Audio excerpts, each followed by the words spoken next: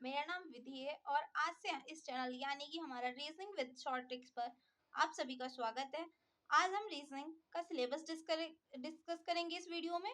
ठीक है, देखो गाइस, रीजनिंग जो है हमारे लिए किसी भी कॉम्पिटिटिव एग्जाम में, आने वाले कॉम्पिटिटिव एग्जाम या आप जो भी दे रहे हो, जिसकी भी तैयारी कर रहे हो, कोई भी आपका एसएससी हो, रेलवे हो या आर्मी हो या सीआईएसएफ हो या एनी आपका एंट्रेंस एग्जाम हो, जैसे कि आपका बीएड एंट्रेंस है, सभी में आती है। ठीक है, बस किसी में 25 क्वेश्चन होते हैं तो किसी में 50 होते हैं, किसी में 15 होते हैं।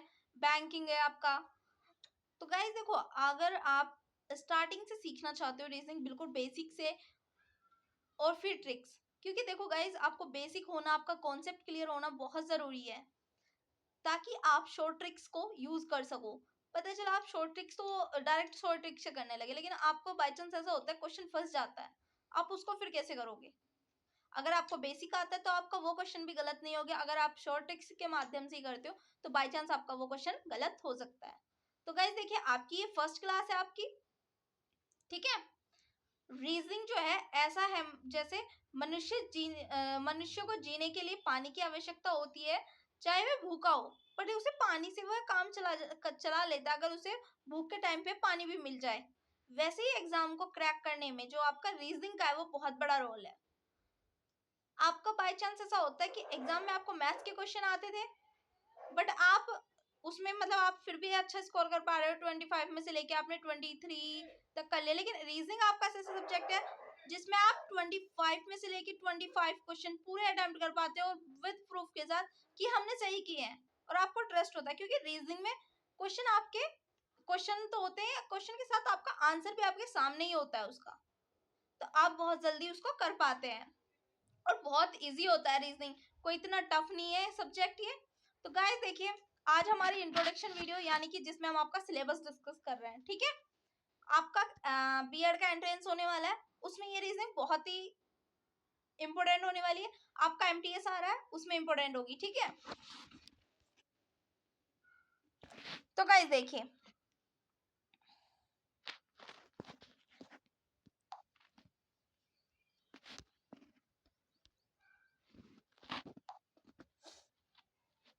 आपका फर्स्ट चैप्टर जो होगा वो वर्गीकरण परीक्षण होगा। ठीक है, नेक्स्ट आपका वर्णमाला परीक्षण है।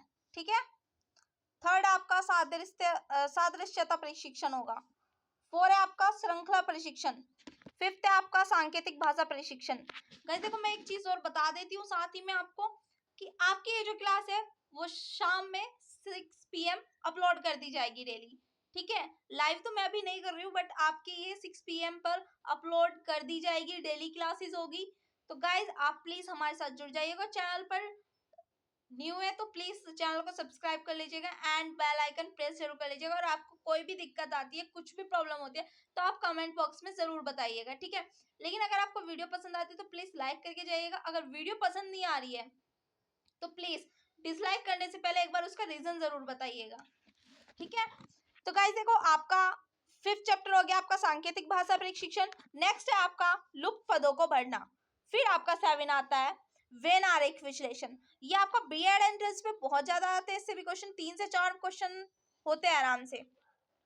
फिर है नेक्स्ट आपका गणितीय संक्रियाएं। नेक्स्ट है आपका व्यवस्थित क्रम परीक्षण। 10 चैप्टर है आपका दिशा परीक्षण। 11 चैप्टर है आपका रक्त संबंध परीक्षण। 12 है आपका समय परीक्षण। 13 है आपका आयु पर आधारित समस्याएं, यानी कि आपका एज वाला चैप्टर। फिर नेक्स्ट है आपका शब्दों का तार्किक क्रम।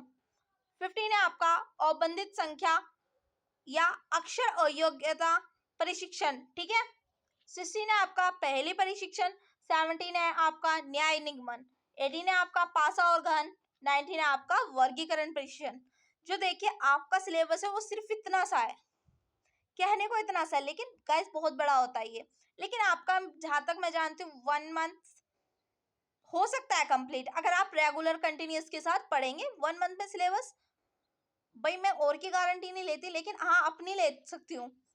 अगर आप मेरे साथ लगातार जुड़ते हैं, लगातार क्लासेस देखते हैं, ज्वाइन होते हैं, तो मेरी तरफ से गारंटी है कि 1 मंथ से ज्यादा 10 या 15 डेज लगाऊंगी जो आपका सिलेबस कंप्लीट करा दूंगी। साथ ही साथ मैं क्वेश्चंस की प्रैक्टिस साथ लेकर चलूंगी। मैं ये नहीं कि पहले आपको बेसिक समझाती जाऊं और फिर क्वेश्चन प्रैक्टिस ना कराऊं, मैं क्वेश्चन प्रैक्टिस भी कराऊंगी, ठीक है।